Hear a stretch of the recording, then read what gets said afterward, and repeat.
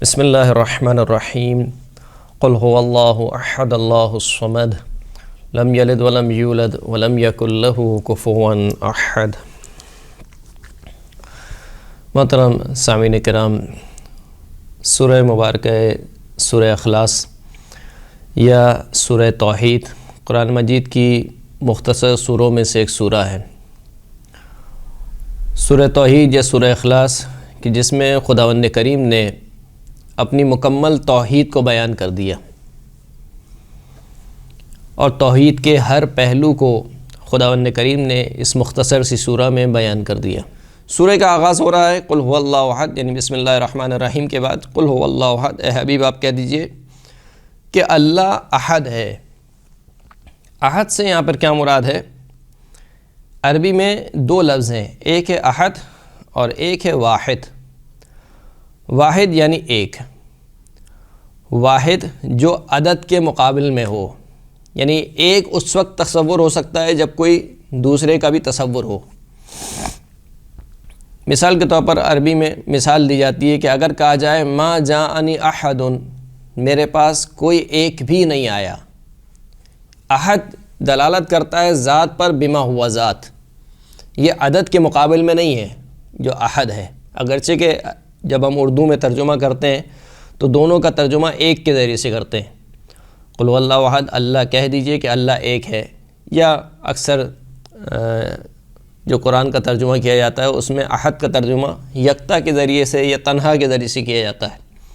تو بہرحال یکتا اور تنہا پھر بھی لفظ مناسب ہے لفظ احد کے ترجمے میں، لیکن ایک جو ہے وہ مناسب نہیں ہے لفظ احد کے ترجمے میں۔ تو احد جو ہے وہ بما ہوا ذات کے اوپر دلالت کرتا ہے۔ جب کہا جائے کہ ما جاءنی احد، میرے پاس کوئی ایک بھی نہیں آیا، یعنی کوئی بھی نہیں آیا۔ لیکن اگر کہا جائے ما جاءنی واحد، میرے پاس ایک نہیں آیا، تو اس کا مطلب ہے کہ عدد ایک کی نفی ہو رہی ہے۔ ہو سکتا ہے دو آئے ہوں، ہو سکتا ہے تین آئے ہوں، ہو سکتا ہے چار آئے ہوں۔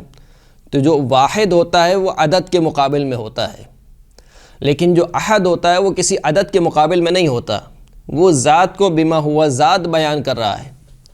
تو اب خداوند کریم نے قرآن مجید میں اپنی توحید کو لفظ واحد کے ذریعے سے بھی بیان کیا اور لفظ احد کے ذریعے سے بھی بیان کیا۔ قل انما الہکم الہ واحد، اے حبیب آپ کہہ دیجئے کہ تمہارا جو معبود ہے وہ فقط و فقط ایک معبود ہے۔ تو یہاں پر واحد کے ذریعے سے بیان ہوا، اور سورہ توحید میں بیان ہوا قل هو اللہ احد، اے حبیب آپ کہہ دیجئے کہ آپ کا جو پروردگار ہے، جو خداوند کریم ہے، وہ احد یکتا و تنہا ہے۔ تو ان دونوں میں کیا فرق ہے؟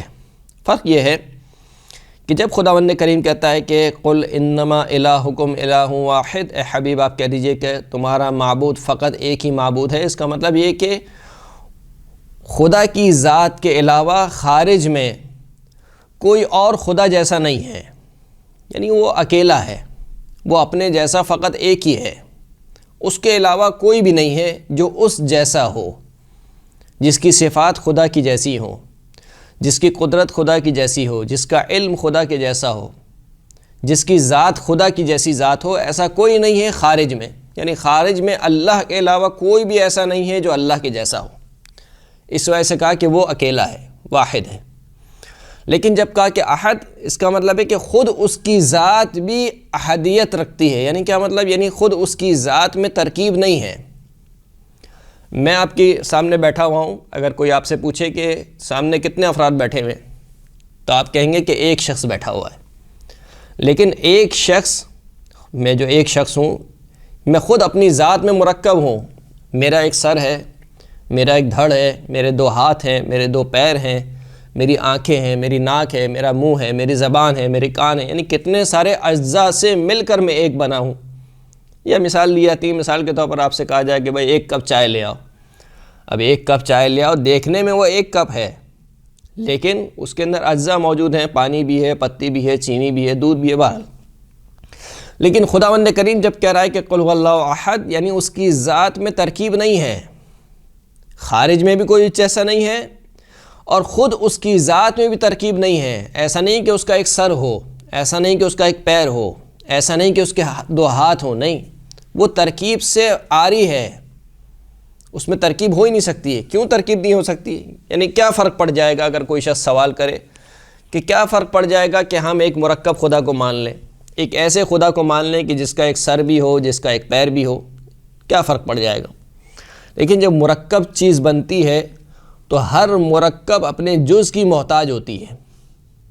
مثال کے طور پر میں مرکب ہوں یہاں پر، تو میں محتاج ہوں اپنے سر کا، دیکھنے کے لیے آنکھوں کا محتاج ہوں، سننے کے لیے کانوں کا محتاج ہوں، بولنے کے لیے زبان کا محتاج ہوں، کسی چیز کو اٹھانے کے لیے ہاتھوں کا محتاج ہوں، کہیں پر چل کے جانے کے لیے پیروں کا محتاج ہوں، یعنی میں ایک مرکب ہوں، لیکن میں مرکب اپنے اجزاء کا محتاج ہوں اپنے کاموں میں۔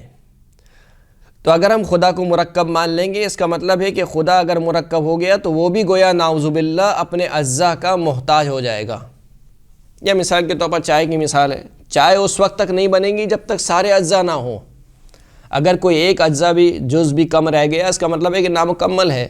پانی نہیں ہے مثال کے طور پر، دودھ نہیں ہے مثال کے طور پر، تو اگرچہ کہ اس کو چائے کا نام دیا جائے گا لیکن نامکمل ہے وہ۔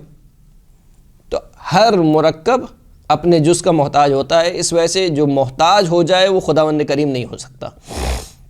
خدا کی ذات بے نیاز ہے علی الاطلاق۔ علی الاطلاق کا مطلب یعنی کسی بھی اعتبار سے نیاز نہیں رکھتی، نہ اپنے جیسے کسی اور کی طرف، نہ خود اپنی ذات میں۔ اپنی ذات میں بھی وہ محتاج نہیں ہے، بالکل بسیط ہے اس کی ذات، مرکب کے مقابل میں آتا ہے بسیط۔